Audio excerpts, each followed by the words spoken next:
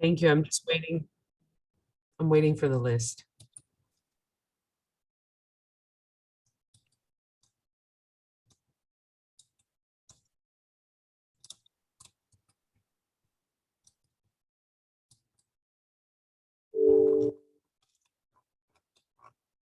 Good morning and welcome to the June 23rd, 2022 Social Equity Working Group meeting.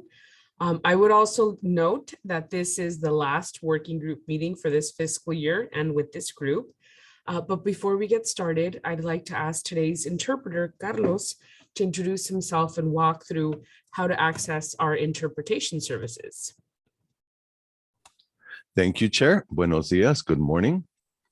Como se acaba de indicar, se está ofreciendo servicio de interpretación simultánea. Para hacer uso del mismo, solo es necesario que se desplace a la barra inferior de su pantalla de Zoom, donde aparecen los controles. Ahí verá un icono de interpretación, parece un globito terráqueo. Le da clic y selecciona Spanish o español. Si está utilizando la aplicación móvil de Zoom, en celular, tableta, etcétera, presionaría primero más los puntos suspensivos, luego interpretación y luego el idioma. Por último, si no desea escuchar el audio original en inglés en el fondo, por favor seleccione Mute Original Audio o silenciar audio original. Once again, simultaneous interpretation is being provided to and from Spanish. In the event that there are any comments in Spanish, you may take advantage of the feature by scrolling down to the bottom of the Zoom screen where the meeting controls are.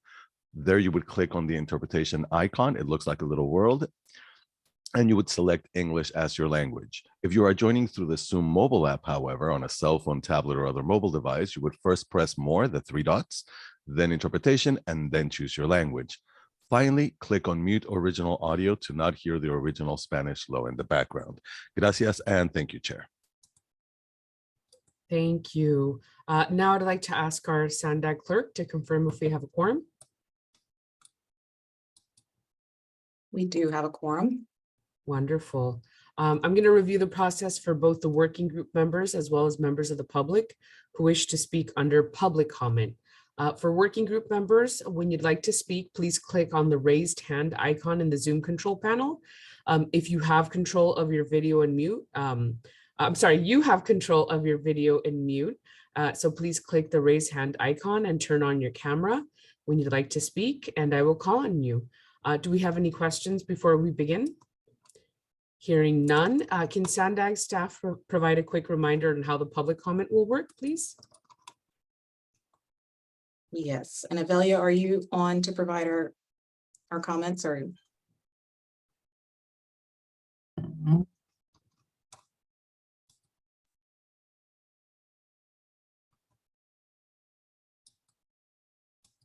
Avelia? It looks like Avelia is having some connection issues. Oh, okay. I'll get her connected here soon. I'm going to head to her desk. Okay, well, I think if we could just remind folks that if you'd like to make a comment, please go ahead and raise your hand. As Carlos said, that those buttons are at the bottom of your Zoom controls. And we're going to be taking live verbal comments during today's meeting. So you can either join the meeting either via computer or your phone. At the time of the public comments, the members of the public are advised to raise your hand if you wish to provide public comments. The raise hand feature can be found on the Zoom toolbar for those who are joining via computer by entering *9. For those who are joining via telephone, the chair will call on members of the public by name for those who are joining via computer and by the last 3 digits of your telephone number for those joining via telephone. All comments received prior to the close of the meeting will be made part of the public record. And the instructions for providing live comments are also on the bottom of today's cover page of the agenda, which can be accessed from the homepage of SANDAG's website at www.sandag.org. So Chair, I'll pass it back over to you. Wonderful.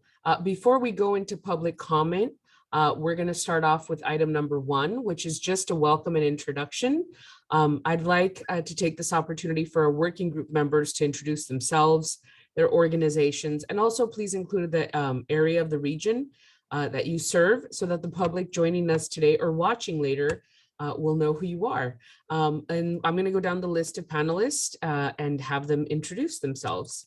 We are going to start with, I'm Vivian Moreno, I'm the council member for District 8, and also I have the honor of being the chair for the Social Equity Working Group. Alliance for Regional Solutions.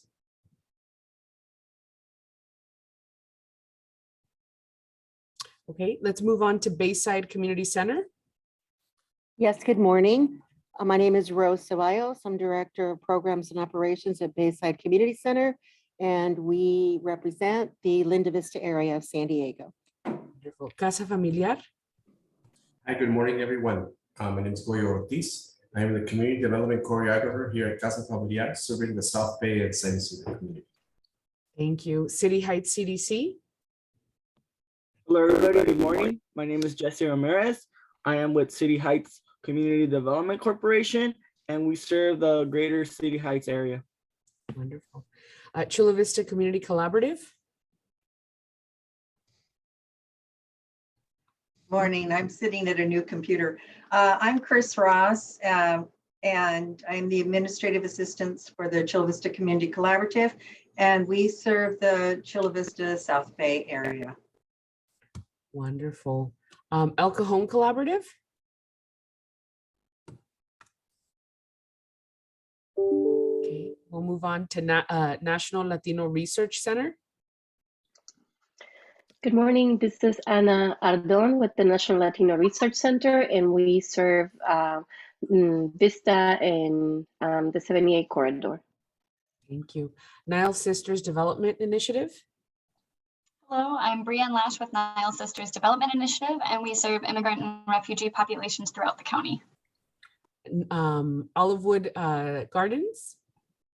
Morning, everyone. I'm Claire Grebner with Olivewood Gardens and Learning Center. We serve National City and South Bay San Diego. Wonderful. Samahan Health Center. Hello, good morning. This is Beth Seligman. I'm the Grants and Development Director for Operation Samahan Clinic, and we serve the City of National City. Thank you. Thank you. Urban Collaborative Project. Okay, moving on to Vista Community Clinic. Good morning, I'm Carmela Munoz with Vista Community Clinic, and we serve the communities of Oceanside and Vista in in North County, and I'm sitting in today for Erica Leary. Thank you. Thank you. Going back up to Alliance for Regional Solutions. Yes, hi. Sorry, I had muted myself. Thank you, Chairwoman Moreno. Craig Jones with the Alliance for Regional Solutions. We're a robust collaborative serving nonprofits and educational institutions north of Highway 56. Okay, and I know we didn't hear from another organization. I can't remember which one it is right now, but let's move. Sorry, Chair, it was Urban Collaborative. Barry. Yeah, Urban Collab, but there was I thought there was another one before Urban Collaborative, but let's go to Urban Collaborative Project. Can you guys see me or anything? We could hear you. Can you hear me? Yes, we could see you and hear you. Oh, good. Well, I'm here. Barry Pollard with the Urban Collaborative Project. We focus on Southeastern San Diego. It's good to be here. Thank you. Thank you for being here. Okay, that concludes our introduction, unless I have missed somebody. If I've missed somebody, please, this is the moment for you to speak up. And I do not, let's see. I do have a public comment on the welcome and introductions. And I have Mr. Tim Balash, MD. If you'd like to speak on the welcome and introduction, please. Good morning, committee, and thank you for having this again. I am still learning about the work of the Social Equity Group. My name is Dr. Tim Bilash. I'm an OBGYN physician and scientist living in Mid-County Coastal for some time now. I'd like to speak to measures of social equity in general. Dr. Bilash, I'm sorry, this is just welcome and introductions. We're going to have the public comment. If you don't mind just holding on tight, we'll be right. Oh, yes. I'm sorry. This is just welcome and introduction. So with that, I don't believe there's anybody else that I missed. And so we will move on to public comments. If working group members have any comments or announcements of interest to the rest of the working group, please at this time, please turn on your camera or raise your hand. And this is your opportunity to address the working group on any issues within the jurisdiction of Sandag that is not on the agenda. So let's see if we have any hands raised. Moreno. This is Tessa. I'm happy to help with the clerking and calling on the public comments for you if you'd like. Absolutely. We're going to go to member comments first. I'm so sorry, but I am back and I don't have technical difficulties any longer, Tessa. So thank you for offering the help. Okay, so the first commenter is Dr. Tim Balash for item number 2, public comments. Ms. Tessa, I'm going to go first to our board. Thank you. I see Mr. Barry Pollard with his hands raised. Mr. Pollard, would you like to address the body? Or is that a hand from before? All right, I'm going to assume it's a hand from before. So now we'll go to public comment. That is a hand from before. I'm Okay. sorry. I'm having No, that's okay. difficulties too. I haven't had my coffee for a while now, so I feel you. Okay, so now I'm going to turn it over to our clerk, Ms. Castellanos, for public comment. Thank you, Yes, Chair. So public Tim comment for Balash, you item can go 2 is ahead. Dr. Balash. Dr. Balash, go ahead and you may start your comments. Thank you once again. I appreciate the committee meeting, and I'm still learning about all the activities that you're promoting.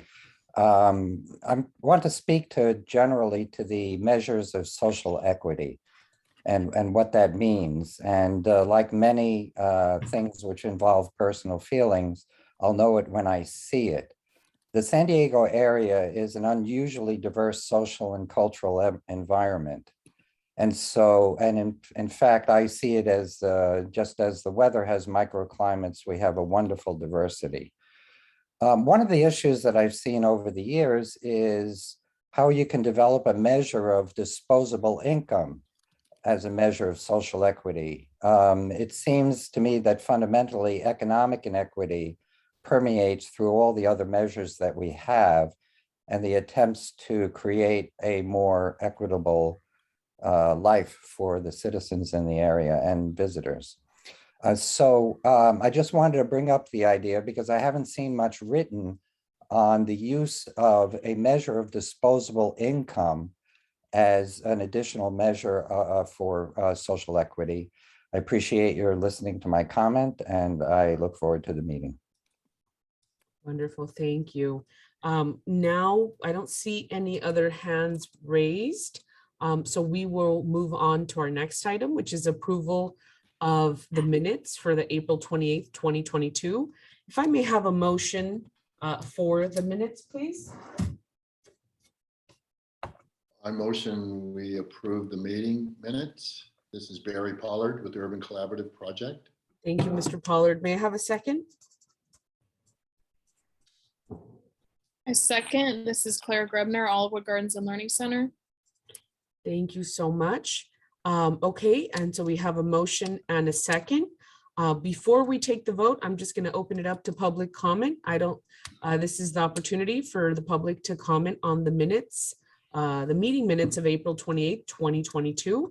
I don't see any hands raised, so I'm going to turn it over to our clerk, Ms. Castellanos, if you could please do the roll call. Yes.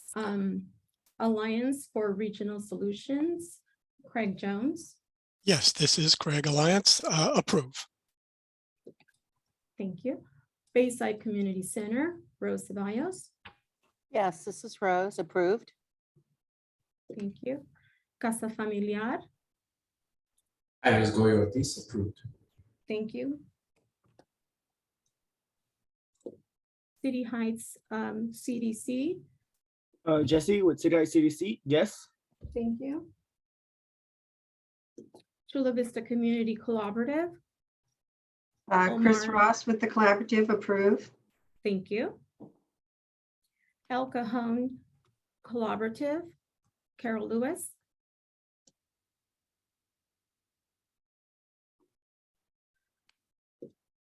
I will skip.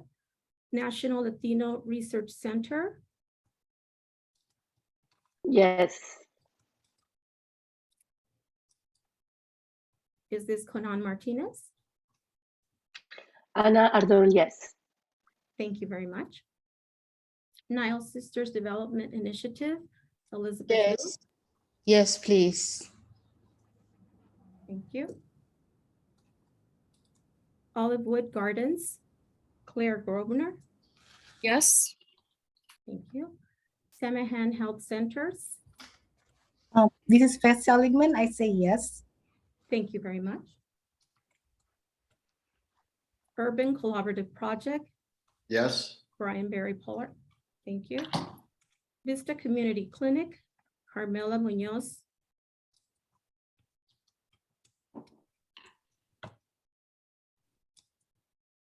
Vista Community Clinic. Yes, Absent. Carmela Munoz. Thank you.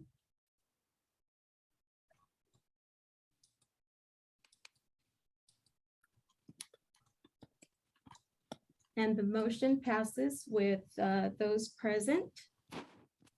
Wonderful, thank you. I didn't ask the board if they had any comments, so if you had any comments on that item, if you could please raise your hand. Seeing none, we're going to move on to the next item, which is the chair's report, item number 4. I'm happy to announce that the official groundbreaking of the Bayshore Bikeway Barrio Logan segment is the new 2.3 mile Barrio Logan segment will extend along Harbor Drive between Park Boulevard and 32nd Street, and it's anticipated to open to the public in 2024. 2 weeks ago, MTS, in partnership with the county, also approved the Pronto extended program. So it's similar to the youth opportunity passes. And in that the Pronto Extend will provide free transit to youth 18 to 24 who've been in the foster care system beginning, and this is going to start in July 1st. The county is also working with NCTD to provide these same services. I'm very happy as the budget chair for MTS to have passed this initiative with the guidance of our council president, Elo Rivera, in the city of San Diego. So as noted, this is the last meeting we're going to have as the 2021 Regional Plan Social Equity Working Group. It's been an immense pleasure to be your chair and work with such amazing advocates. Congratulations to all for the accomplishments and impacts you've made to the regional plan. If working group members would like to make any comments or have any questions on the chair's report, this is your opportunity. Please either raise your hand or turn on your camera. I don't see any. And clerk, if you could verify, I don't see any hands raised from the public. If you could just verify that information. Yes, there are no hands raised. Thank you. For this item.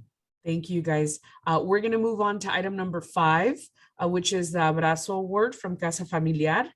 Casa Familiar wanted to recognize the Social Equity Working Group for its advancement in public transportation, equity, and social justice. We have our very own, I believe, Lisa Cuesta from Casa Familiar here to present the award. Lisa, or I don't know if I saw Goyo earlier. If it's Goyo, go ahead and take it away. Thank you, Chair. Yes, this message was supposed to be communicated during our previous meeting in May, and our CEO Lisa is out of the city at the moment. But I think your comments are a great segue to this announcement. I'm happy to share that during the month of May, Casa Familiar celebrated its 2022 annual Abrazo 5K fundraiser, where Casa Familiar recognized some members of the Transportation Working Group, as well as our chair and council member Moreno at this event. So we want to take this opportunity to also recognize the Social Equity Working Group as a recipient of the 2022 Abrazo Award with a small gift that if you haven't received it already, we will mail it to each one of your organizations in recognition to your amazing work this group has made during the past year, and the work that's yet to be done in the advancement of public transportation and social equity. So thank you for your hard work, and it's just a small token. And again, in recognition of our partnerships and our work. So thank you very much. Thank you. If any member, I'm going to turn it over to the members. If any members have any comments, any working group members have any comments, please raise your hand. I don't see any. Do we have any comments from the public? We do not have any hands raised for item number 5. Chair Moreno. Thank you. So we're going to move on to item number 6.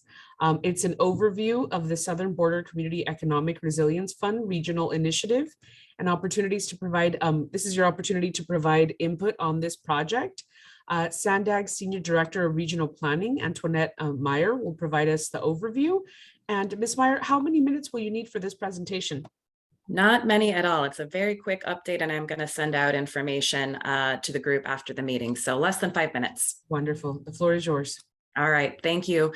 Really quickly before I jump into the update, I did just want to thank all of you for your partnership over the years. We had a really kind of nice celebration planned for you in person, and I'm sorry we weren't able to do that, but hopefully we'll be able to honor you and your contributions to the agency in the near future.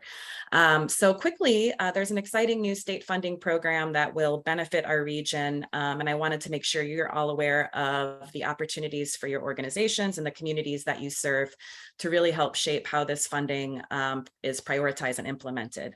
So the program is called CERF, C-E-R-F, and it stands for the Community Economic Resilience Fund. And it's administered by a few state departments, the Office of Planning and Research, the California Labor Workforce Development Agency, and then GOBIZ, which is the Governor's Office of Economic Development. And the goal of this program is to support what they call resilient, equitable, and sustainable regional economies. It was created through legislation last year to promote recovery from COVID-19 by helping regions develop sustainable industries that create high quality and broadly accessible jobs. So the focus is really on economic development and workforce development. CERF will use what the state calls a high road approach to economic development. And essentially what that is, a high road economy favors businesses that invest in their workforce, pay living wages, and engage in environmentally sustainable business practices. This funding program is unique in a few ways. First, in the way that they're defining region, it's very different than how we define region. So they divided the state into 13 regions, and we're part of what's called the Southern Border Region, and that includes San Diego County and Imperial County. So it's not just what we call region as SANDAG defines it with San Diego County. The funding program is also divided into 2 phases. The first phase is planning and implementation, and it's the planning funding that is will be available soon. And each region is guaranteed $5 million for doing their outreach and planning efforts. And that $5 million planning funds will go to what they're calling a high road transition collaborative.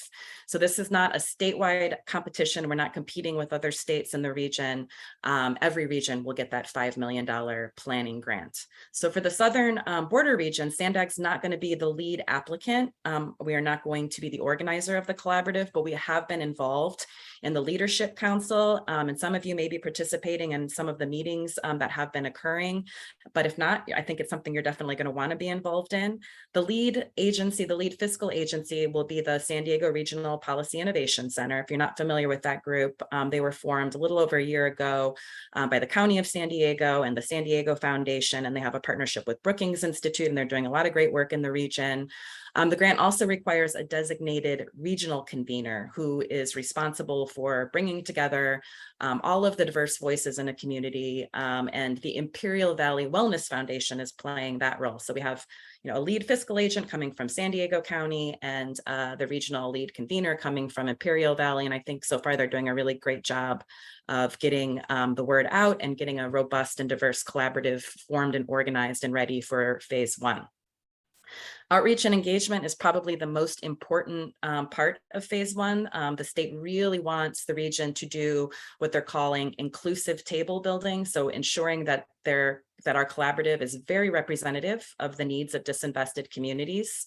And then once the collaborative is established, they will work on developing what's called an economic recovery and transition plan. Then phase 2 will provide $500 million in rolling competitive grants, and that will start this winter and will be a 3-year rolling grant cycle through October 2026. And then these grants will fund projects that are based on each region's recovery plan. So if organizations are interested in applying for those phase 2 implementation grants, they must participate during the planning phase to be eligible for funding. So this is one of the main reasons I wanted to bring this to your attention today, to ensure that your organizations are engaged in the planning process. After the meeting, I'm going to send you a link to the website that the Southern Border Region SURF Collaborative has developed. It has a lot of information about the program that I wasn't able to get into today. There is a form to sign up to participate. And then I'm also going to send you a survey that the collaborative is distributing to community-based organizations and agencies across the 2 regions right now. It's called a request for contributions, and it's gathering some basic information on your organization, the communities you serve, your priorities, needs, projects, ideas that you have for this program. And then just so you know, yesterday, the collaborative submitted a letter of intent to apply, which was the due date for that. And then the complete proposal for phase 1 is due at the end of July.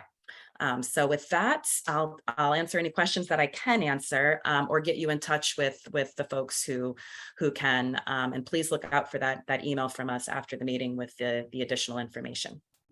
Thank you, Chair. Thank you, Ms. Meyer.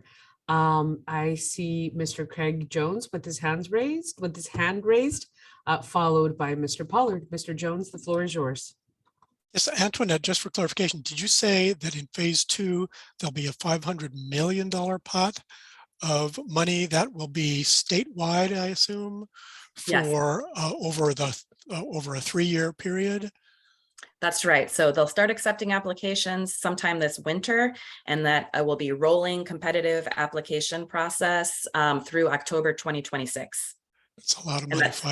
It's a lot of money for the 13 regions in the state. And like I said, every region is guaranteed, assuming you submit the application, the $5 million planning grant, which is also a lot of money for planning. Administrative. Thank you. Mr. Pollard?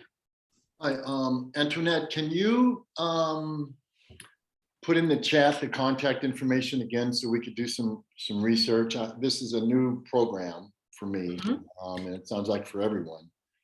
So if you could put that in there, then that'll give us some time to do some homework, because it does sound interesting and there is a lot of money on the table. So yeah, so Barry, I'll put the link to the website for the Southern Border in the chat, but then please look for an email from me after the meeting, because there's a survey that I also want to share with you. Okay. Okay. All right. Sounds good. Thank you. Wonderful. Thank you so much. I don't see any other members with their hands raised, so we're going to turn it over to the clerk for public comment. There are no hands raised on item 6 for public comment. Chair Moreno. Wonderful. Well, thank you, Ms. Meyer, for the presentation. And with that, we're going to move on to item number 6. Item number 6 is an update for the draft 2023 Regional Transportation Improvement Program Social Equity Analysis, or the RTIP. At our last meeting, staff gave us an overview of the RTIP, and now they're going to provide us with an update on its development and also the remaining projects scheduled. Today, I believe we have Ms. Sue Alpert and Ms. Catherine Mattel. They're going to provide us with an overview. And so I'm going to hand it over to you guys. And if you guys don't mind, please, 12 minutes on this so that our members can have time to comment and questions at the end. The floor is yours. Thank you, Chair. Thank you. I'm Sue Alpert. I am the RTIP program manager, and I've addressed this body before, so hopefully you're familiar with me. Kat and I are here, and we're actually excited to present the first look at the RTIP social equity analysis for the 2023 RTIP. This is a high-level overview. There'll be a more detailed write-up in the draft RTIP, which is scheduled to be released for public comment in just about a month. When we presented the 2021 RTIP to this group, we could not explain how the RTIP demonstrated that investments were distributed equitably across the region. That realization led to this idea that we should perform a social equity analysis of the RTIP, and based on your recommendation, a commitment was made to the board. It also ties in with the newly adopted Department of Transportation Equity Action Plan, which expresses an intent for an increase in MPOs using equity as a tool to guide investments in the TIP. As a reminder, the RTIP is a 5-year funding document that incrementally implements the regional plan. Since the adoption of the new regional plan with its equity analysis, the analysis of the RTIP should demonstrate how the implementation of that plan incrementally improves the equity of transportation projects in the region. Doing an analysis of the RTIP differs greatly from the analysis done for the regional plan. The plan analysis looks at the impact of a built-out network of projects over 25 years in the future. And the RTIP is a short-term investment plan, is only a 5-year snapshot, which changes regularly and is updated every 2 years. Given that we've been completing social equity analysis in the past recent cycles of the regional plan, it's only fitting that we work to develop ways to continuously measure equity in its implementation. And we're excited to refine and improve this process with the working group for future iterations. The idea of performing a social equity analysis on a TIP is relatively new across the country. There is a national working group of MPOs that meets to discuss methodology, indicators, and the relative merits of tools available, and SANDAG staff is participating in that. SANDAG had never attempted a social equity analysis for the RTIP, so this process had to be invented from scratch. We reviewed the TIP equity analysis of several other MPOs, and the primary format used was an investment analysis based on the location of the projects. The location-based investment method was chosen for SANDAG's analysis because it utilizes data that is already available, could be implemented within the timeframe that was promised, and is repeatable. To test the process, we started by going back and proofing the concept on the projects in the 2021 RTIP. That helped to provide a baseline, and using the same methodology for the 2023 RTIP would allow us to compare from TIP to TIP. An understanding of where we are can guide us in which direction to move. But first, we needed to understand how the distribution of our investments compare to the vulnerable population in county. There are some challenges to this methodology, which we'll discuss later. So while developing this analysis, the team remained mindful of ways that we can improve it in the future cycles of the RTIP, and your input will be important in directing that improvement. Oh, Kat, you can take it away. Okay, so a little bit of background on Calendar Screen. So to identify the impact of the location of investments, we employed Calendar Screen 4.0 as our index.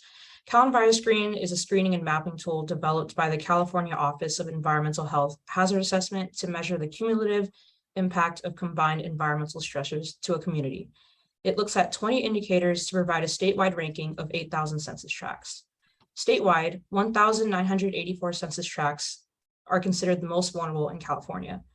Of these census tracts, only approximately 3% of them are in San Diego County.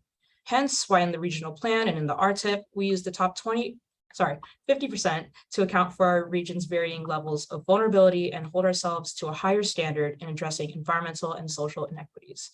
I will now go more into detail on the components that make up each score. So Cal-Environment scores are made up of 2 component categories, pollution burden and population characteristics. Each component category is weighted the same with a maximum score of 10 and multiplied to find its Cal-Environment composite score. Each score falls within a scale of 0 to 100, with 100 being the state's most vulnerable communities. In the interest of time, I won't be going over every one of these factors, but here's the full list of what goes into the Cal-Environment composite score. We found Cal-Environment to be the most comprehensive tool to identify disadvantaged communities in our region, given the varying factors that goes into communities' vulnerability. One census tract may score higher in any of the 4 sections than others, but still have the same level of vulnerability as another tract with a very different scoring makeup. For instance, an affluent neighborhood located alongside heavy use freeways and goods movement may have a higher overall pollution burden and score in the top 50%, despite possibly scoring less in the socioeconomic factors. Now that I've provided some background on Cal-Environment, I will now pass it off to Sue for the methodology.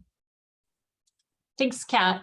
So the first step in the methodology is to identify the unique location of each project. That location must be manually entered in our project database by the sponsoring agency.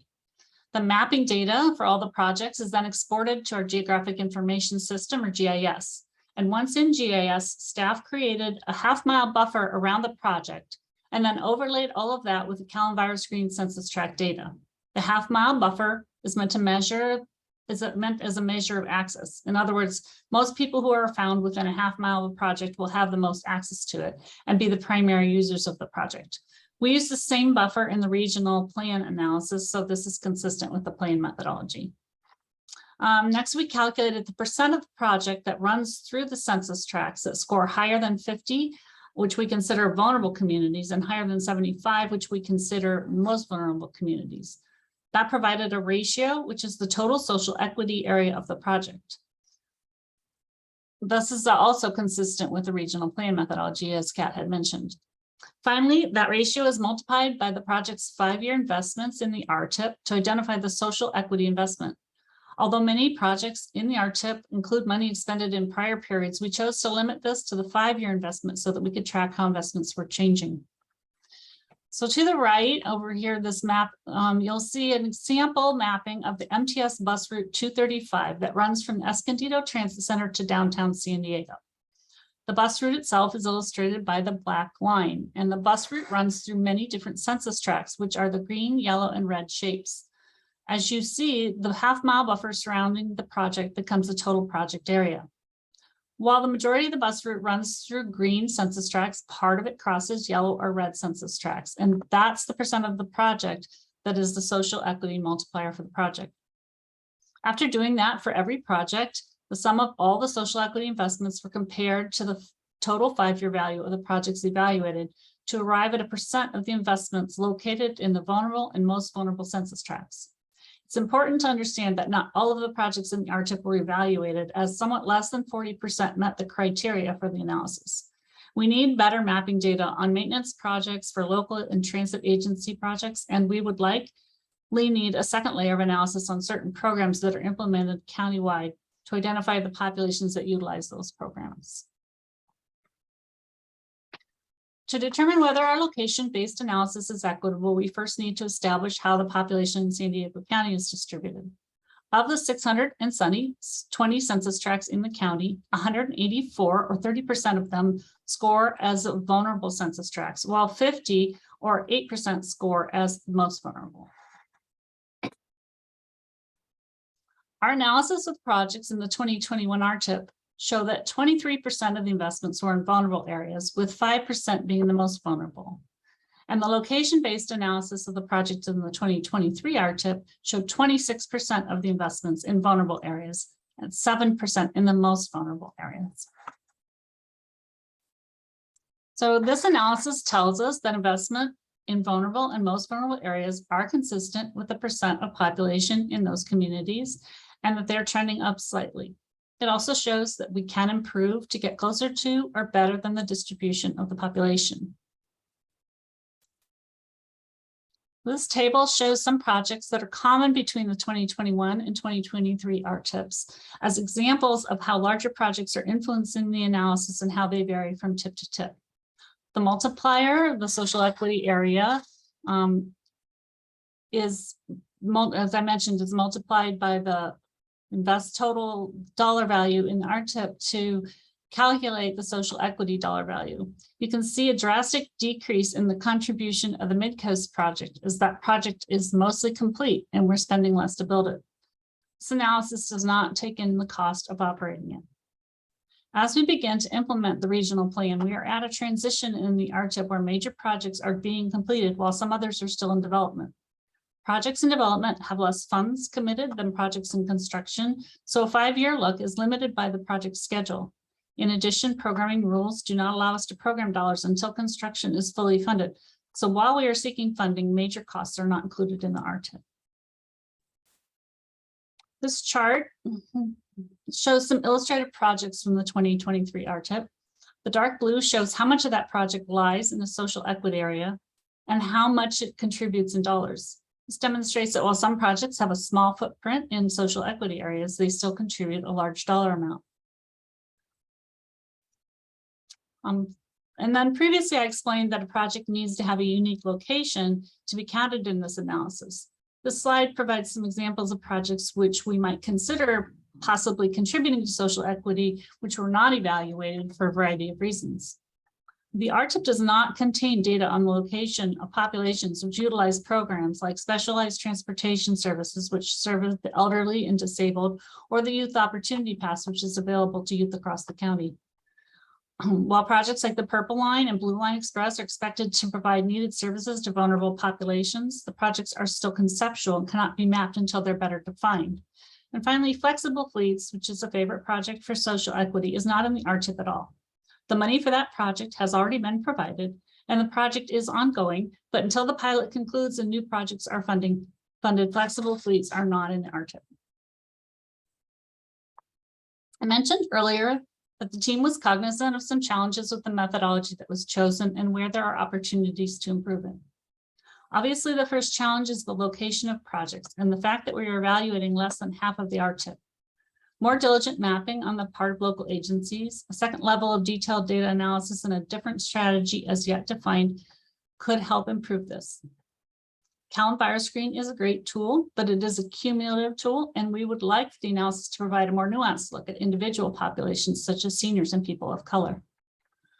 We'd also like to find a way to account for the benefits of projects which may not fall primarily in a vulnerable area, but nonetheless provide access for disadvantaged populations to jobs, education, and healthcare. Midcoast is a great example of this type of project, but we also need to assess potential negative impacts of a project on a particular area. So moving forward, we're really excited to have completed this analysis and anxious to find ways to improve it to provide even greater benefits. We have some recommendations to improve this analysis, and we would look for your input on some of these recommendations. First, we will continue to participate in the nationwide social equity working group discussions and to research best practices with other MPOs. We recognize that there's a need for ongoing education program to help local agencies understand the importance of equity, how to define it, and to measure it. And this includes doing a better job of mapping projects and providing location details on maintenance projects.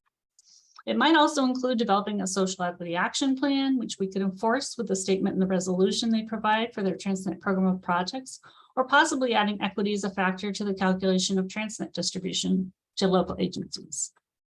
During our research, we need to look for ways to evaluate the projects which are left out of the analysis and also identify benefits and burdens of projects besides their locations.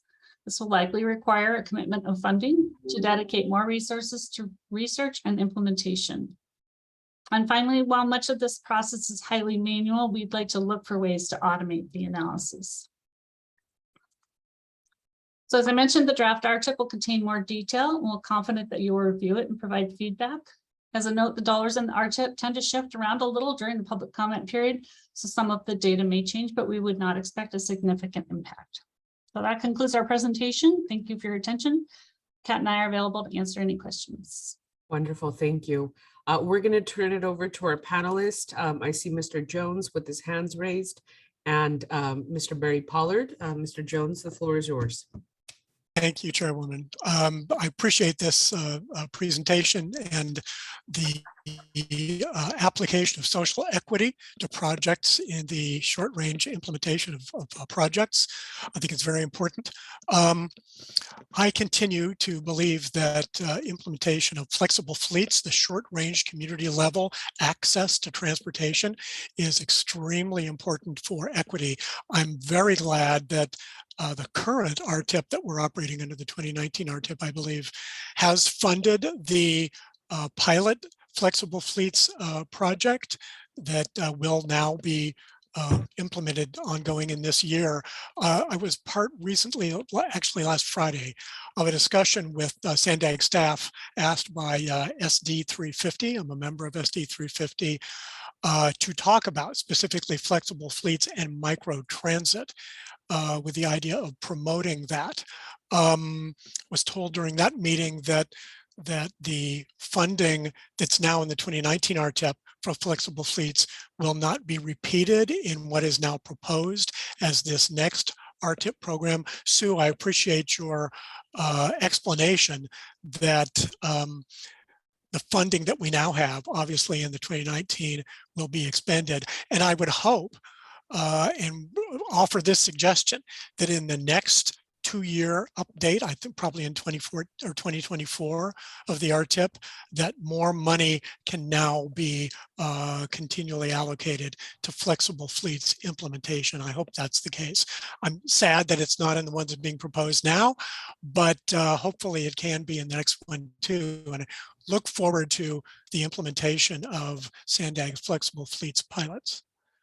Thank you. Yeah, I understand that that's an important project to you. And, you know, I do want to assure you that the project is ongoing, the money is being spent, and the pilot is ongoing. And so the pilot should define, you know, additional projects that can be implemented. And as those are defined and funded, then they'll be added to the RTIP.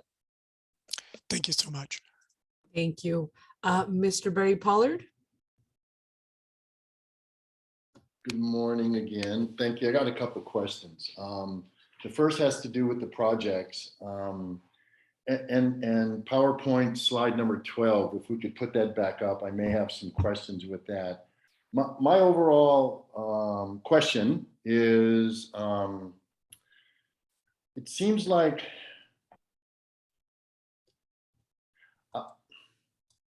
well, let me give you an example. The orange line runs right through southeastern San Diego. It goes right through a lot of underserved communities, yet that never seems to pop up on the RTIP program of improvements.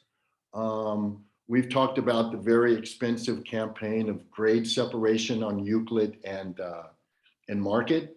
I understand that is a very expensive one, but there's a lot of other improvements that could be made on the orange line, and it consistently is loudly absent from any of the RTIP programs that I could recall. So I want us to take a look at that. I mean, we get a lot of work on the purple, a lot on the blue, but nothing on the orange line. So I'd like to know why that is the case, or if that's just a perception, or is that data?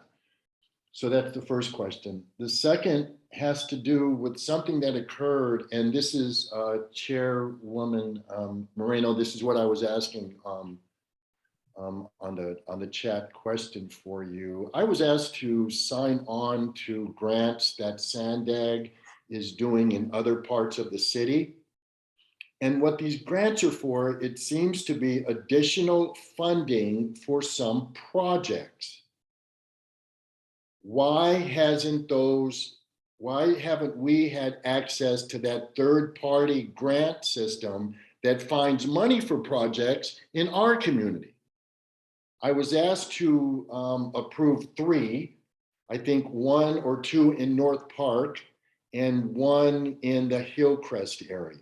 Mr. Pollard, Yes. I just want to make sure that your question pertains to item number 7. Well, it's got something to do with the RTIP, so that's why. So it doesn't have to be answered now. So if that's like something for another time, then I'm okay with that, because I do want it to be on the record. That's why I wanted to wait till the end of the meeting. Okay. So to not fuzzy up this item.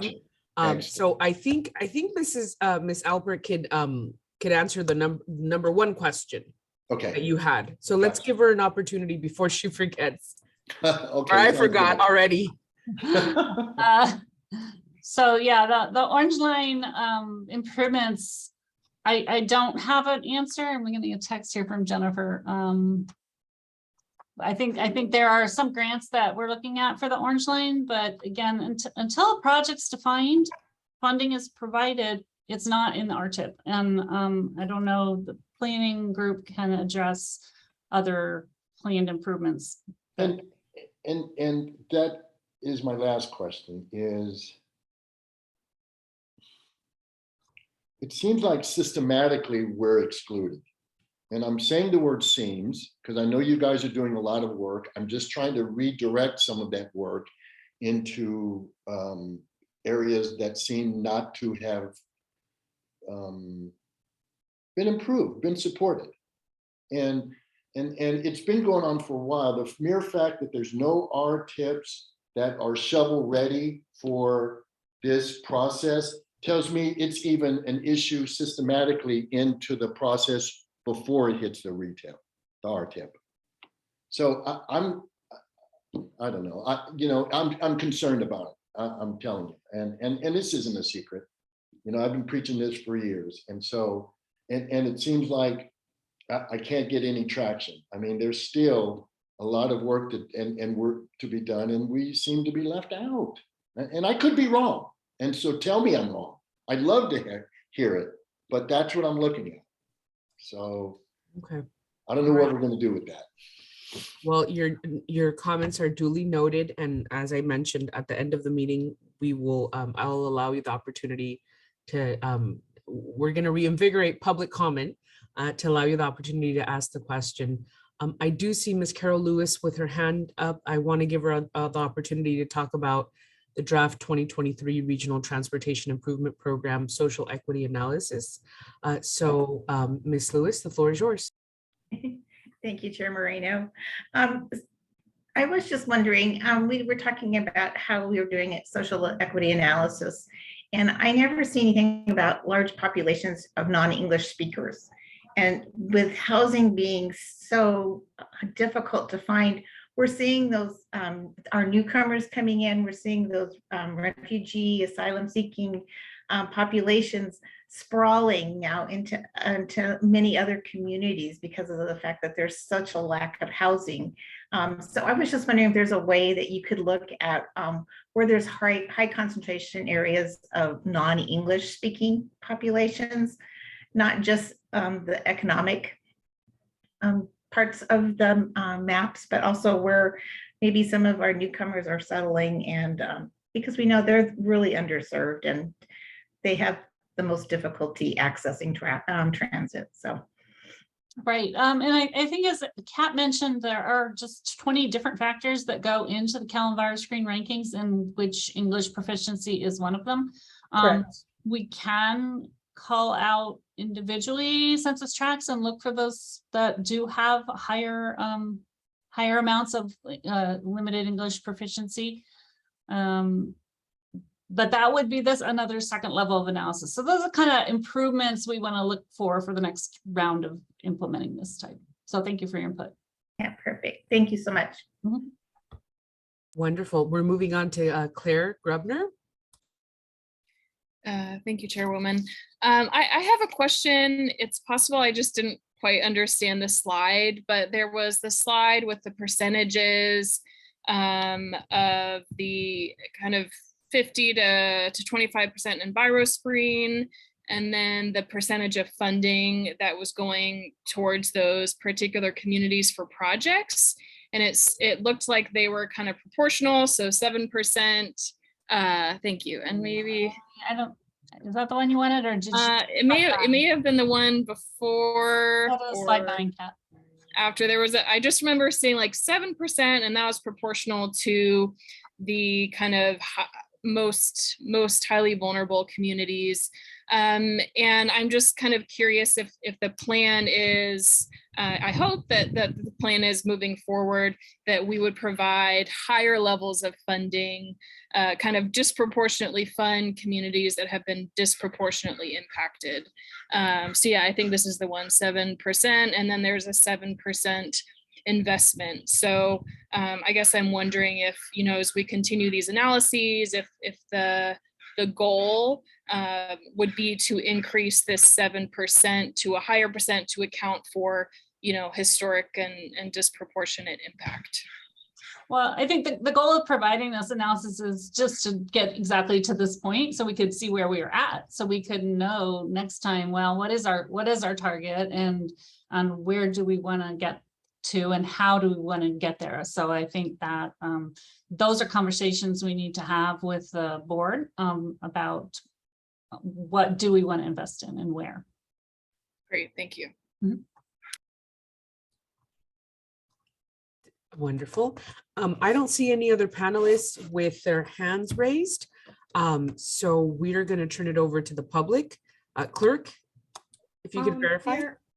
There are no hands raised for the public for this item number 7. I do need to go back to item number 3, Chair Moreno, because I need to announce for the record that the El Cajon Collaborative was absent. Okay. Thank you. Yeah, I have it here. So El Cajon Collaborative was absent for item number 3, and it is duly noted. Thank you. Thank you, Ms. Halpert. I appreciate it. So that concludes item number 7, and we're going to move on to item number 3. And I just want to check in with you guys. We have 3 more items.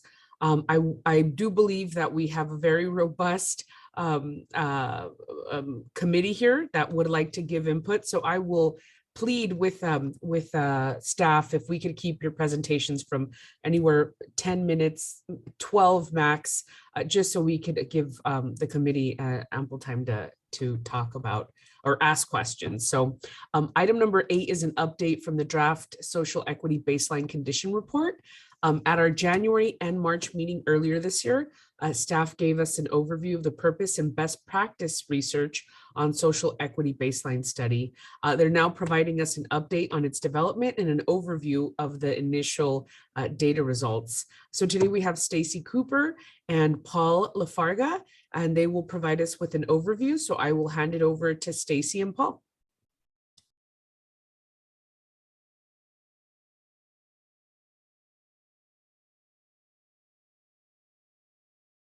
Thank you, Chair. This is my first time presenting to the group, so I just wanted to let everybody know I'm Stacy Cooper, Senior Regional Planner here at Sandag in the Sustainable Communities Group. Paul, do you want to kick us off? Yes, I would. Yes, we're so excited to share with you some of our updates, and I'm excited to be here with my colleague, Stacy Cooper. I'm Paula Farga. I'm a regional planner here. Just a quick refresher, this baseline report is an early action implementation of the 2021 regional plan. Specifically, it's social equity planning framework. So we're looking to provide an update about insights in the San Diego region through the lens of race and ethnicity. So yes, we would like to give you a quick update. Look forward to a draft report being circulated this summer of 2022. Yeah, and just a quick reminder that Sandag recognizes that the language and terms connected to equity and representation are evolving. The terms used throughout this presentation are drawn from the data source they're taken from, including the American Community Survey, and therefore they might not always represent the best practice.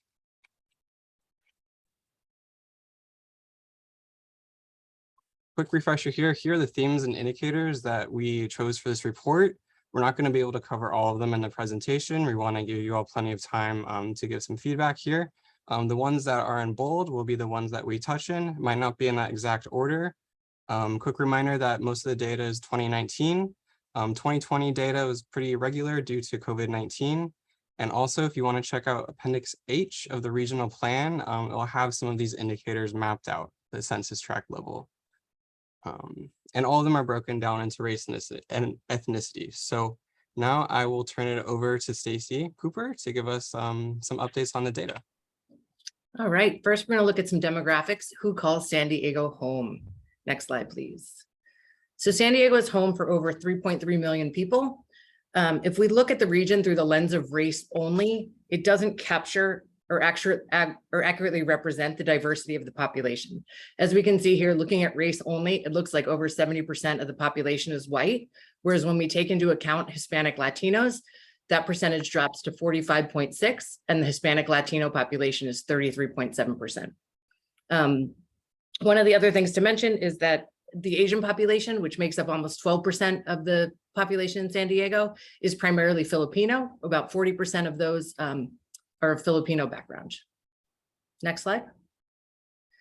People with disabilities, almost 10% of the region is disabled, and that means that they face a serious difficulty with hearing, vision, cognition, or ambulation. You can see here that the American Indian Native Alaskan population has the highest percentage of disabled people, but they only make up less than 1% of the population in San Diego, so their numbers are relatively small. Over 50% of the disabled population is white, non-Hispanic, and over 25% are Hispanic. And then again, age 65 plus makes up almost 50% of those with a disability, yet only 13.7% of the region's total population. Next slide, please. Sorry if I'm going too quick. I'm trying to get through a lot in the 10 minutes. 38% of households in San Diego speak a language other than English at home. 6.3% of those are limited English speaking households. And what that means is that there's nobody in the household 14 or older who speaks English only or speaks a non-English language and English very well. And then we're also talking about limited English proficient individuals. And those are individuals whose primary language is not English, and they have a limited ability to read, speak, write, or understand English. And then the graph that you see there, that graphic, that's representing all of the languages spoken in San Diego that are spoken by at least 1,000 people based on the ACS 1-year and 5-year estimates. There are other languages, but those are the ones that are highlighted there. Next slide, please. Economic vitality. How does San Diegans fare economically? Next slide, Paul. As you can see, there are notable gaps in the median household income between the racial and ethnic groups in the region. Black, American Indian, and Hispanic Latinos have the lowest median income, which is $19,000 less than the median income in the region. Asians and white non-Hispanics have the highest median income and the highest percent of the population with a bachelor's degree or higher. And then the Black population with the lowest median income also has the highest rate of unemployment. And that is 10%, which is over double the rate of Asians and white non-Hispanics. Next slide, please. Poverty, what we're looking at here is below 200% of the poverty level. And just for context, that's a one-person household making $24,980 or less, or a four-person household making $51,500 or less. So 28% of the total population in the region falls below 200% poverty level, and 8.6% are working poor, so full-time workers. And you can see that the three groups that we mentioned on the last slide that have the lowest median income also have the highest percentage of working poor. And those are the Black, Native American, and Hispanic Latino populations. Next slide, please. Housing. So San Diego is home to more homeowners than renters. White, non-Hispanic, and Asians are the only two groups that have a higher percentage of homeownership than the region. At just 30%, Blacks have the lowest rate of homeownership, and households across the region are dealing with affordability issues. We'll get into that on the next slide, please, Paul. So almost 40% of homeowners and over 55% of renters are cost burdened, meaning that their rent or mortgage exceeds 30% of their income. And then the number is even higher for some groups, including Blacks and Hispanics. And then, as we know, one of the greatest opportunities for building generational wealth is through home ownership. And not only are certain groups less likely to own a home, as we saw on the previous slide, but the discrepancy in median home value between racial and ethnic groups is significant. For example, the median value of a Hispanic Latino owned home is less than 80% of that of the value of the region. Also, looking at housing, the percent of Black neighborhood households that live in high poverty neighborhoods is almost double the rate for the region. And high poverty neighborhoods are those census tracts with 30% or more, 30% or higher of the population below poverty level. And what that also means is that they have less access to jobs, services, education, safe streets, et cetera. Next slide, please. Health and environment. How does our environment impact the health of San Diegans? Next slide, please. As they had mentioned in the RTIP presentation, that Carolyn Byers screen doesn't incorporate race or ethnicity into its calculation, but the Office of Environmental Health Hazard Assessment on behalf of California EPA did an analysis of the Carolyn Byers screen with race and ethnicity, and this is the chart that you're seeing there. So you can see the most vulnerable populations are the Black and the Hispanic Latinos, with 9% falling in of each of those falling within the most vulnerable. And then we can also see that white non-Hispanics and Asian populations are the least vulnerable, while Black and Hispanic, as I just mentioned, are the most. Next, please. Kind of piggybacking on that, the Hispanic, Latino, and Black people disproportionately reside in the high pollution burden communities, and these groups have the highest asthma hospitalization rates, and those are higher than the region. So the rate of asthma hospitalization for the Black population is more than double that of the region. So it's 86.1 per 100,000 people versus 41.4. Those same groups also have a higher rate of diabetes than that of the region. And we've seen that the race and ethnic groups that have the lowest diabetes hospitalization rate have the highest median household incomes in the region, and vice versa. Next slide, please. Overcrowded household. So an overcrowded household has more than 1.01 person per room. Not only is it a health and safety concern, but it also ties back to what we just talked about with housing affordability. 7% of all of the households in the San Diego region are overcrowded, and overcrowding impacts both owners and renters, but renters have a proportionately higher percent that are overburdened, and that's 11.1. And Hispanic Latino households are among the most overcrowded in the region at 15%. Next slide, please. Access and opportunity. Who has access to opportunities in the region? Next slide. So over 11% of Black households do not have access to a car compared to less than 5% of white non-Hispanic households. Next slide. And then commuting to work. Over 80% of the population in the region commutes in a vehicle. Approximately 80% of workers who take public transportation make less than $50,000 a year. Over 40% of workers who take public transportation are Hispanic, and over 45% of those who drive alone are white non-Hispanic. And the impact of that is the time it takes to travel. So if you see at the bottom, over 39% of those who use public transportation travel for 30 minutes or more. And the mean travel time for public transportation is 20 minutes longer than those who carpool. Next slide. Next slide. And Chair, that concludes the presentation for this item.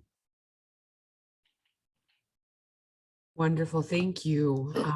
I do not see any of our, oh, here we go. Mr. Jones? Yes, thank you. That was a lot of information in a short space of time. Hopefully, Stacy, that can be made, the slide presentation can be made available. Mr. Jones, I'm having technical difficulty hearing you.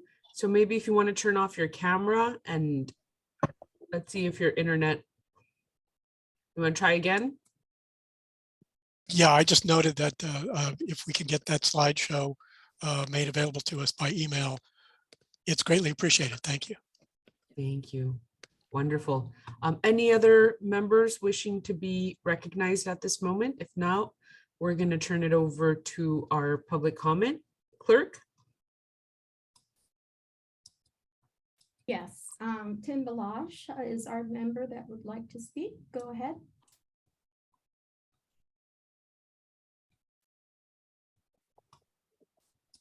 Thank you, Stacy Cooper, Tim Balash in Mid-Coastal County. That was a fantastic report, and it's so much information packed. I appreciate it greatly. We just went through some election redistricting, and I paid some attention to that, was involved at many of the different levels. And there was a great deal of attention, particularly in the cities, to creating cultural voting majorities so that they could be represented in the voting process. And of course, the representation is important for ensuring social equity.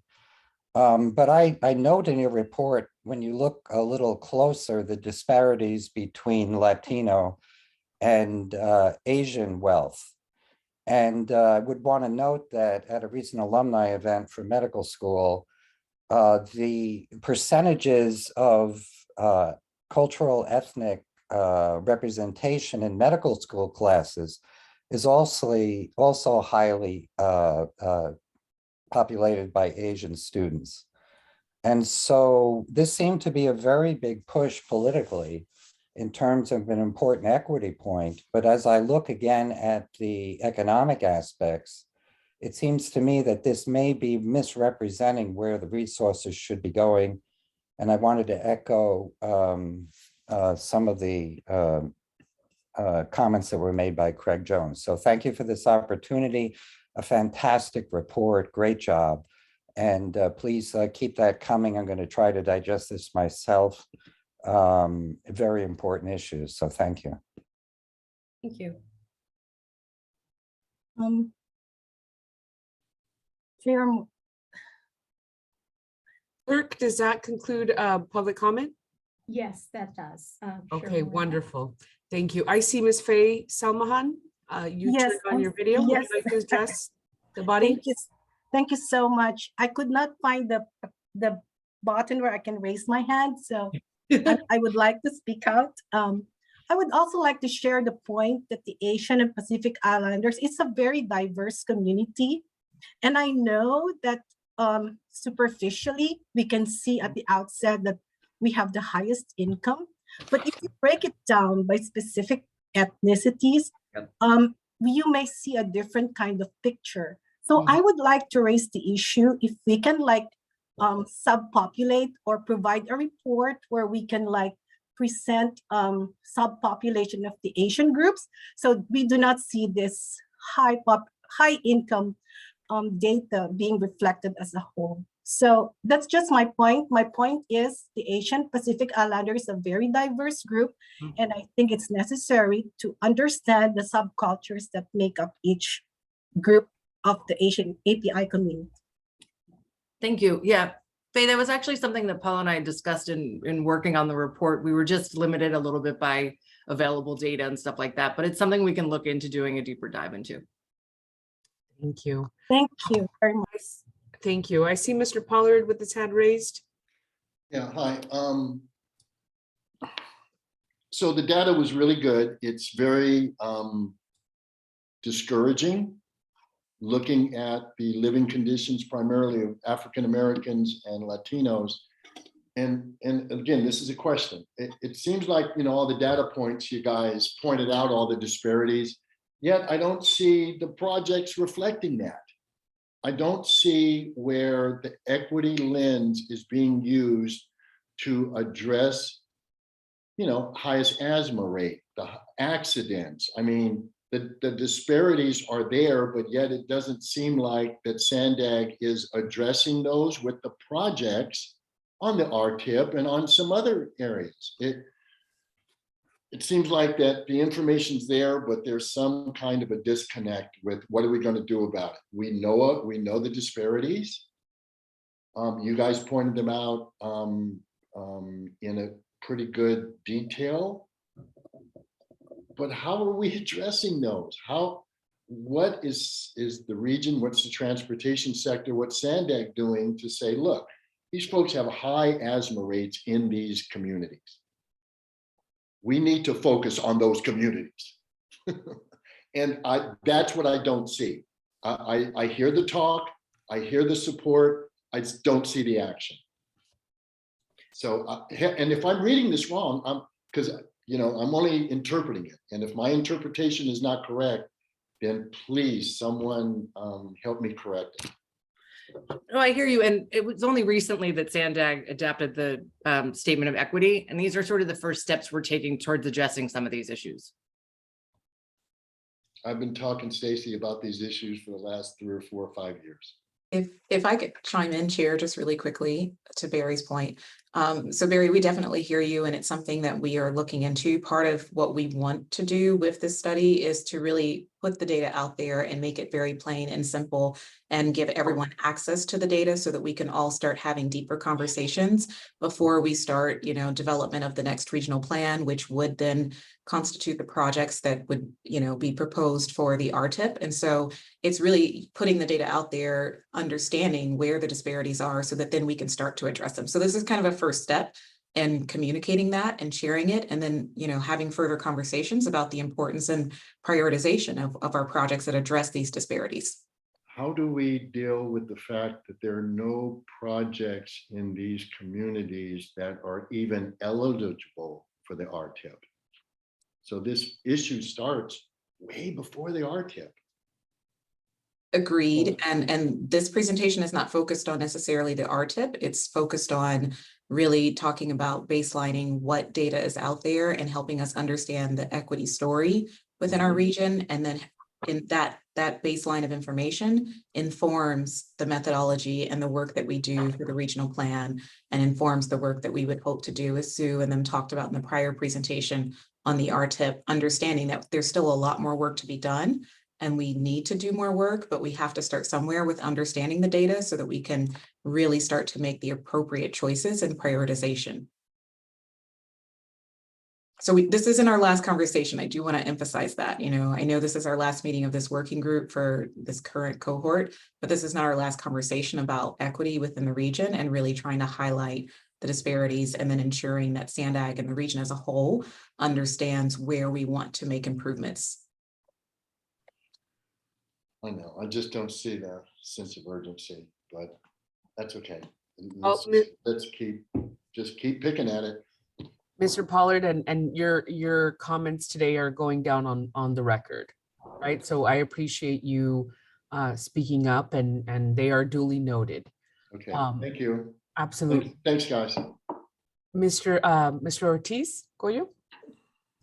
Hi, thank you, Stacy and Paul, for all that information. And as the establishment of the baseline, I just wanted to ask a question regarding how we are taking into consideration in this baseline information the commuter population, that the floating population that crosses our border every day, right? That are part of the workforce and our student. And the reason I'm asking is sometimes we see this information of population in need and transportation access, and a lot of that information ends at that international border. But I think as a regional entity, how is that taken into consideration?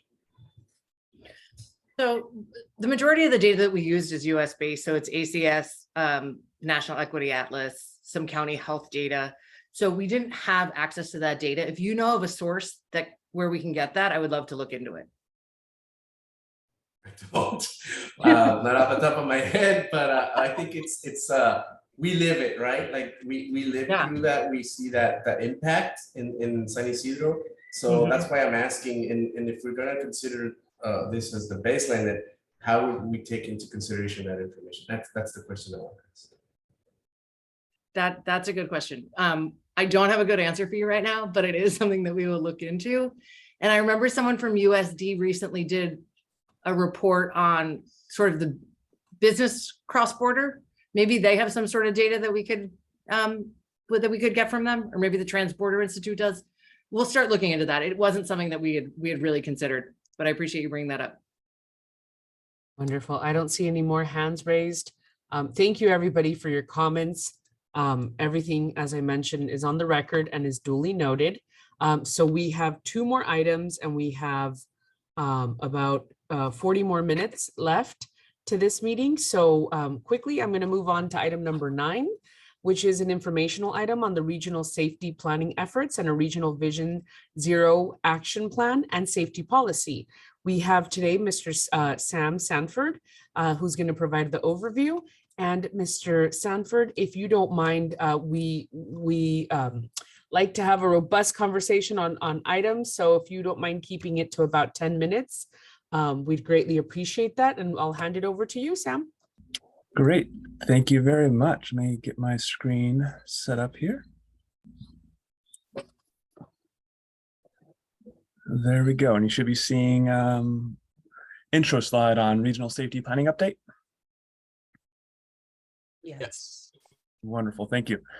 Well, good morning, everyone. And thank you for having us here today, Chair and committee members. My name is Sam Sanford, and I am joined today with my colleague, America Seves. We are planners from the Intergovernmental Coordination Team in the regional planning section of SANDAG. I typically come to this group every year with a discussion item on safety targets. And I'll be back later this year to this group on those targets. But in those discussions, this group has always had great insights, insightful questions, insightful comments, and really a desire to see more on safety.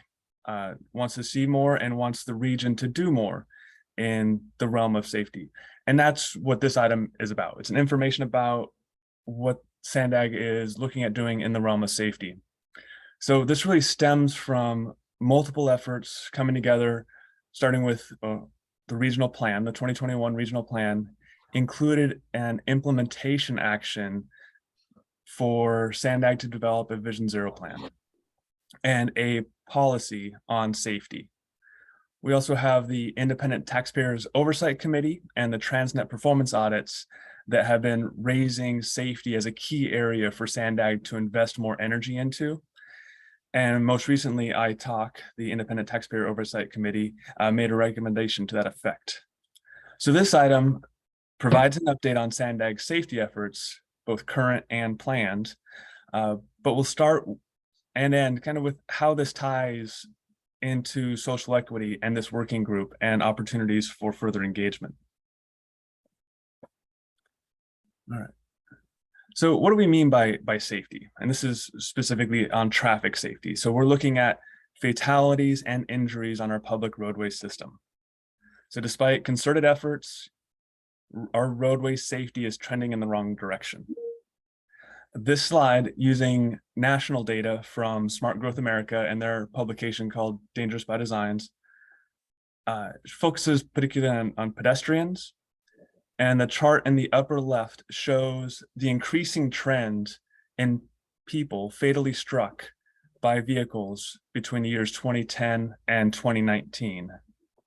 So you can see that in that 10-year period, over 53,000 people that were crossing the road, using the road on their walking, having exited their vehicle or exited transit, were struck and killed by vehicles.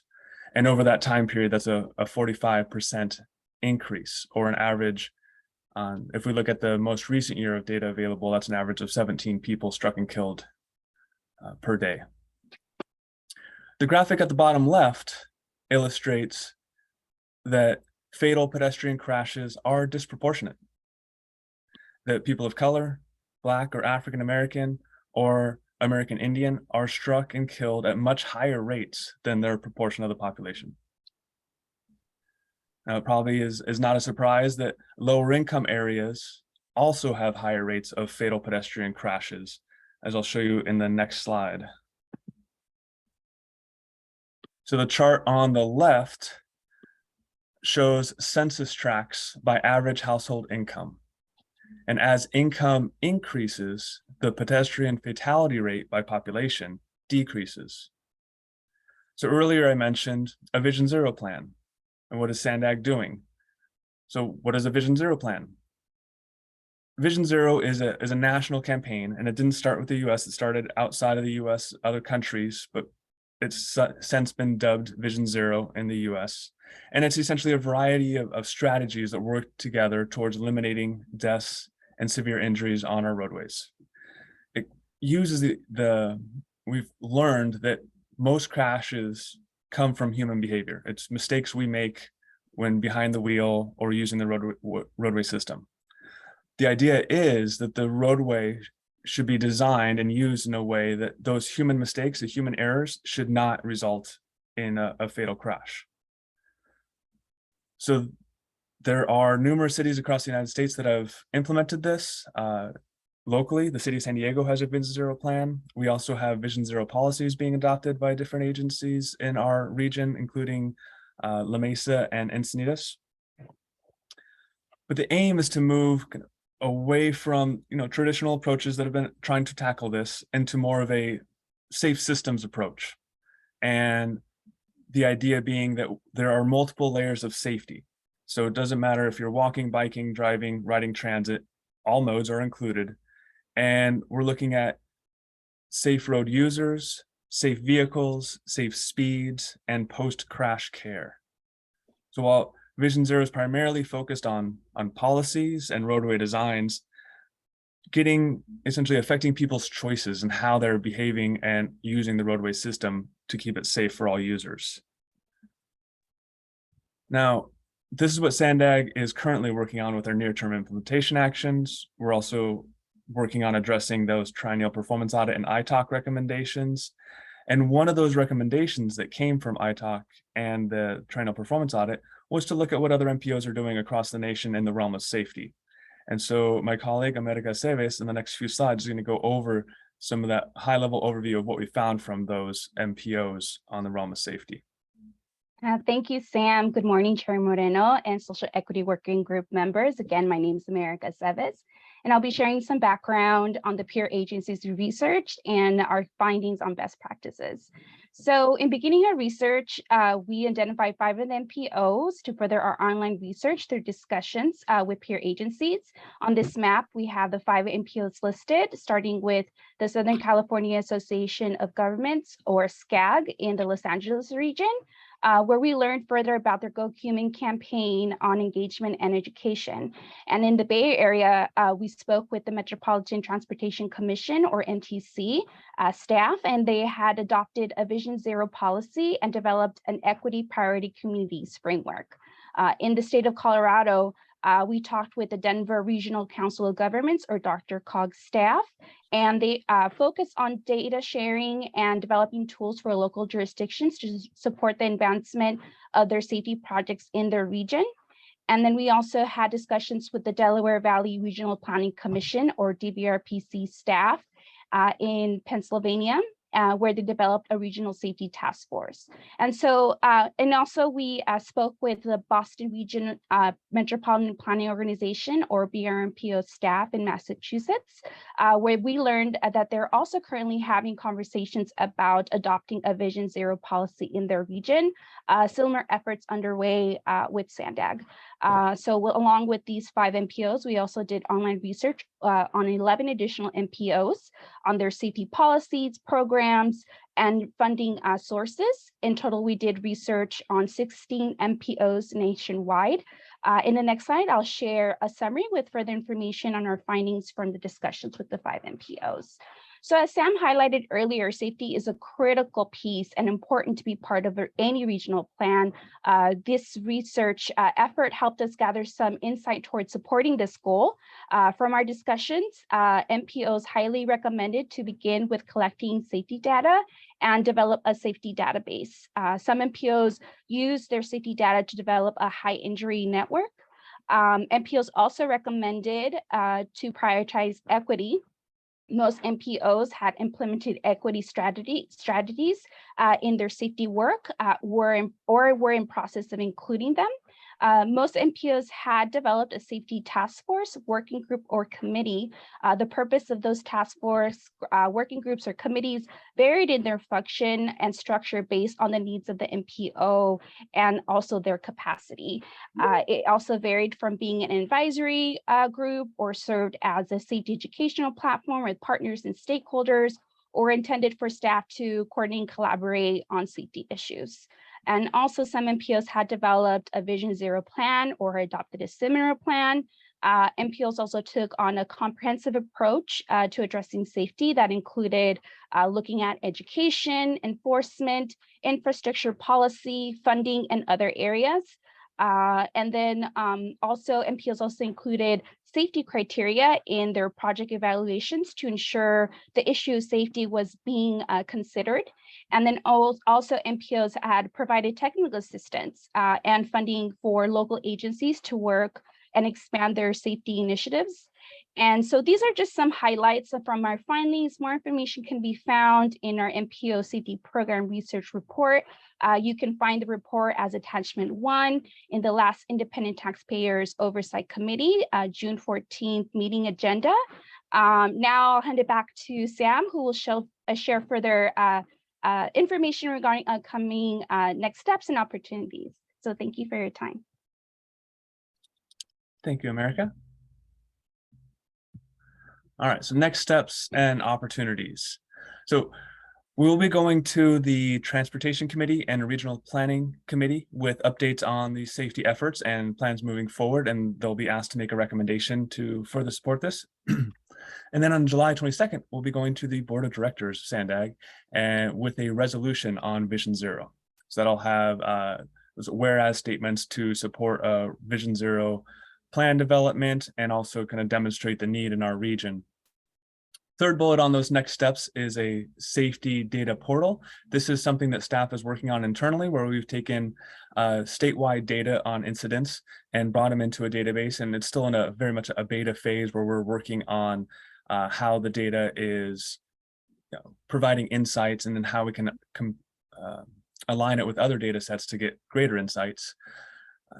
And then the last bullet on here is a Vision Zero task force for the next steps. And this is one of the 2 ways where I see members of this working group becoming involved. So I do want to be clear that I foresee the development of a Vision Zero plan, having regular updates with the Social Equity Working Group, and getting input on the development of that plan.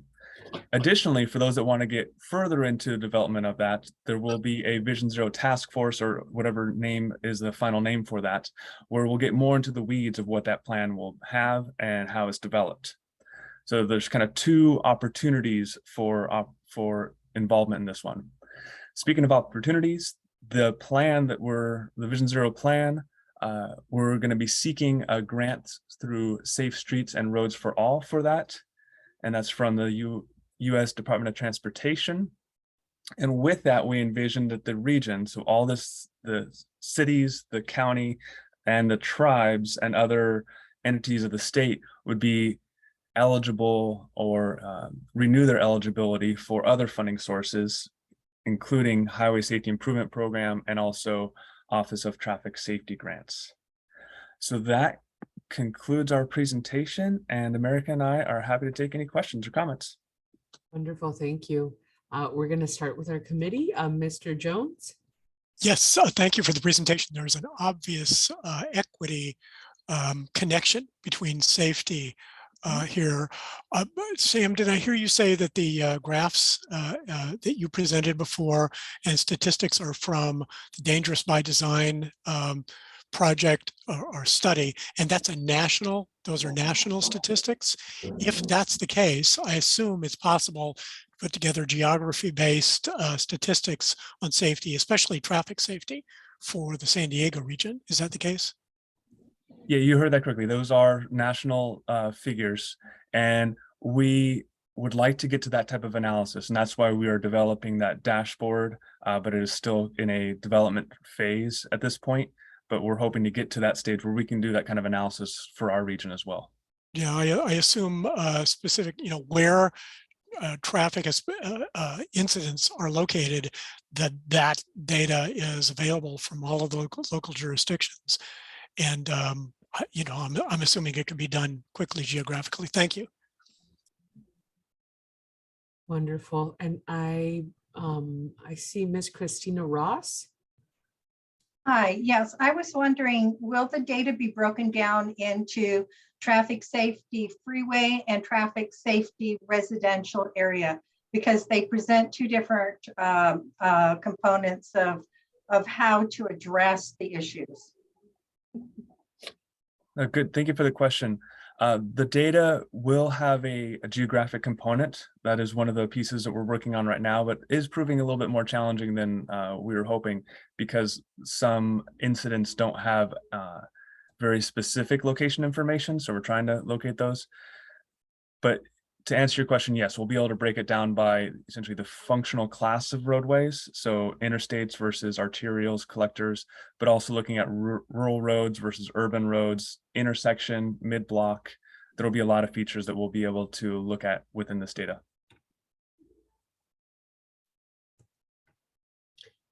I don't see any other committee members with their hands raised, so we're going to send it over to the clerk for public comment. Yes, we have one member, and that would be Mr. Balash, Tim Balash. Go ahead, please. Thank you again. Thank you again, Tim Bilash, Mid-County Coastal physician and scientist. Another great report. I really see the expertise put into this, and I want to encourage the continued look at all the aspects of safety. To the point just made about residential versus highway, it might be a way to get at that would be to include population density in those safety reports. I don't know how you would, obviously the highways may be less, quote, populated by area, but to some degree it is a people density perhaps, and consider that. Secondly, I really myself have been in tech a long time, but I'm overwhelmed. And I am aware of the data collections being developed and tried to be used to apply them to the social equity. But once again, the data you're presenting indicates some safety disparities by wealth, and probably reflects the use of particular modes of transportation rather than ethnicity, and how you can tease that out.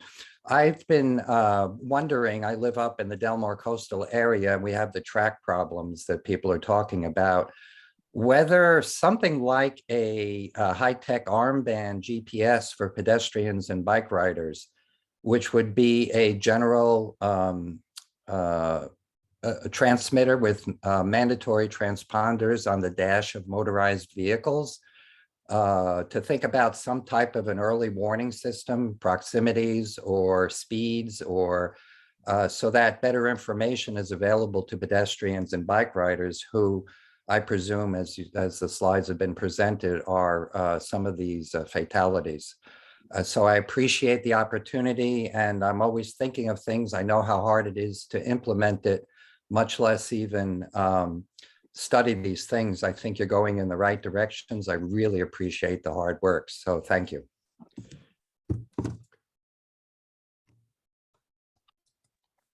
And I don't have, or there are no other public members to make comments on this item. Sharon Wonderful. Moreno. Thank you so much. And thank you for the presentation, Sam and America. We appreciate it.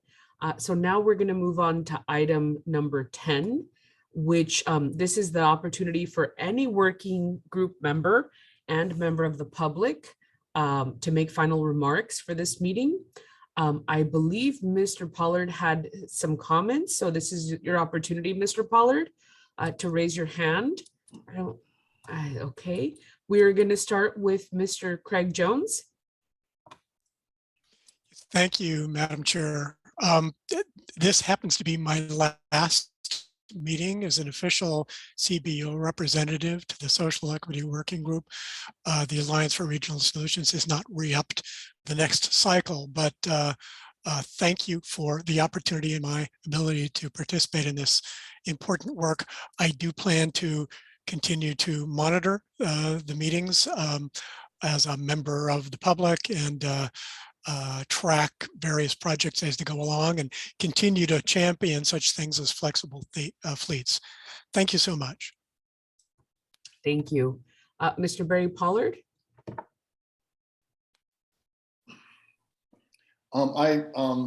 Chairwoman Moreno, anything I add now would be redundant. I just want to see, though, in general, some nexus, some connection with the disparities that have been consistently identified as it connects to the project's future and any prioritizing that needs to happen to put these communities a higher priority. I haven't seen much movement in those areas, and I know we're working on it, but it doesn't even seem like we've started working on it. And that's based upon, the data I see and I keep seeing, but the projects don't match where the needs appear to be. And I'm not sure where that disconnecting occurs. I'm not even sure that disconnect is happening, but the way that the information is being presented, either, I'm not an alarmist. So, help me out. So if I'm interpreting it this way, there's probably other people that are feeling the same way. And I do want to be corrected, like I said, if I'm wrong. But what I see in data and collection of data and the presenting of data does not match any systems change with equity. We get pilot programs, right? The Youth Opportunity Pass was excellent. It's a pilot program, right? It's not part of the system. And so it's not that I'm overlooking all of those things, but I'm saying I think we need a little bit more enthusiasm, more willingness to fix these problems and not kick it down the road. So that's my story, and I'm sticking to it. And I just love to have the opportunity, you guys. I mean, we're at the table, right? And that's a start. So thank you. Thank you, Mr. Pollard. Ms. Carol Lewis. Well, I agree that East County can also see some additional work and some projects coming to us. However, I want to take this opportunity to say, Chair Moreno, thank you so much for stepping in for this group and chairing this working group meeting. It's been a real pleasure working with you. And I also want to say that I think I've worked on the regional plan now for a few cycles, and I was so impressed this year when this last cycle, when you came out with a social equity statement that the whole board approved unanimously, and that there's an action plan being worked on right now. So I think that was a big shift in this whole regional plan. I was really excited to see that. I was really proud to be a part of that. And I really wanted to thank Jane. I know she's not on this at the meeting today, but Jane really moved this group forward and elevated this group to become a very critical part of SANDAG, which I really appreciated because it means that they really do want to hear the voices of our community members and our most underserved vulnerable populations. And I'm excited about that. I mean, I agree that there's more to do. I agree that there's been injustices in the past, but I'm glad that they're acknowledging those and moving forward. And I really am excited about the future and hope to see some great changes happening over the next cycle, whether or not we're a part of it or not. So thank you. Wonderful. I don't see any other panelists with their hands raised. So I want to take the opportunity to thank every single one of the working group members that has shown up to the meetings, that have made comments, that have made your voices heard. I took over this working group about August of last year. I don't know what it was like before, but I think that we had tremendous conversations on various meetings, and I appreciate you guys speaking up for your pocket of the County of San Diego. I would also like to thank the public for all the comments that you guys have made in the past year. And also we absolutely have to thank staff, starting with Jane and Tueri and Kat and all the SANDAG staff that has presented in the last year. I think this was a good year. I mean, it wasn't fully a year, but I think this was a good, this was very good. As was mentioned, we passed the social equity statement. I think it's first of its kind in the whole state, which is a step in the right direction. I too agree with a lot of the comments that the working group members have stated. We experienced this in the city of San Diego, where we hear about equity, and we know that the previous, in our case, the previous 100 years, I guess we should say, that has not been the focus. So it will take time for everything to catch up.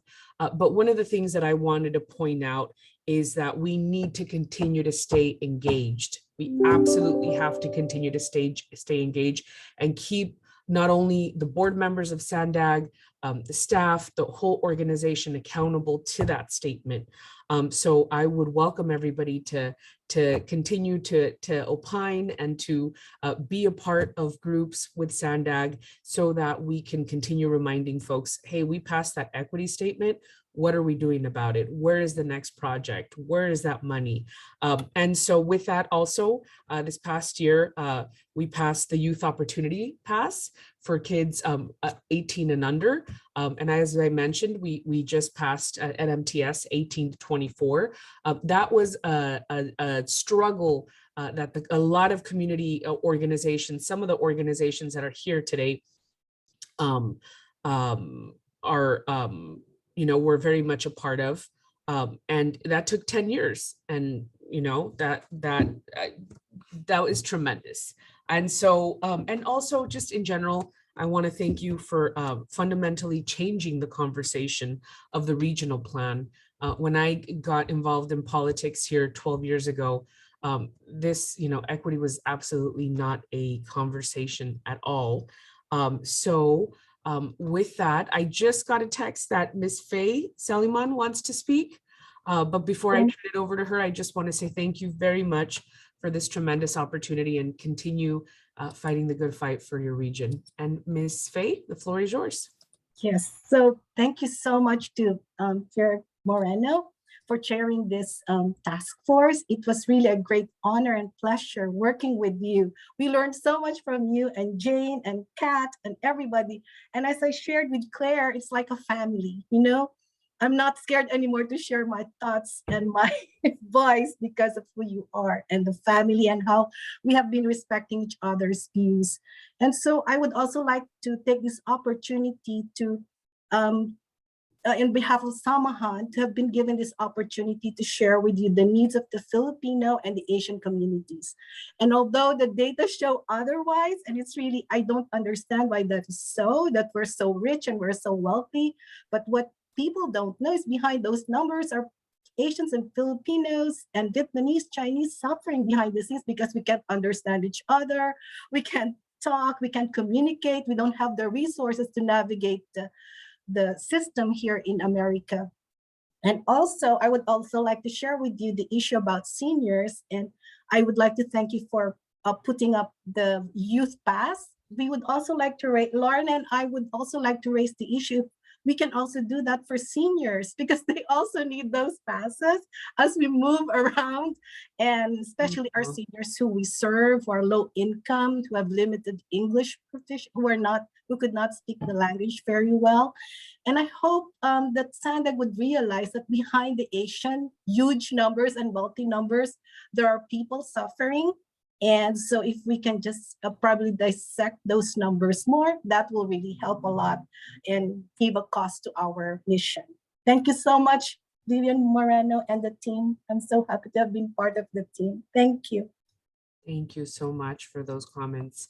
I'm going to turn it over to the clerk just to verify that we don't have any public speakers wishing to be addressed. There are no hands for public Wonderful. speakers. Thank Chair you. Moreno. Thank you. So we're going to move on to item number 11, which is the upcoming meeting. The next meeting will be scheduled sometime in the fall of 2022 with a new group following the SANDAG CBO request for proposal. So look out for that. I don't see any comments, anybody with their hands raised. And I just want to verify that. I give you a few minutes on item number 11. And clerk, if you could, Mr. Craig Jones. Yes, Madam Chair, the agenda, the written agenda notes the next meeting on July 28th, but that is not certain at this point. That is not the case. The next meeting, so we SANDAG has to do a request for proposal for the next regional plan. So, understood. Yeah, look out for that, you guys. Yeah, and it will be sometime in fall. Yeah, so we'll post, Craig, a cancellation notice. I didn't want to post it before this meeting to cause any confusion that people thought today's meeting was canceled. So we'll post a cancellation notice this afternoon. But yeah, we're looking forward to reconvening with all of you, and I greatly appreciate all of the support everyone's given and time to this working group. Thank you, Tori. And I'll turn it over to the clerk. Clerk, just verify if there are any members of the public who wish to speak.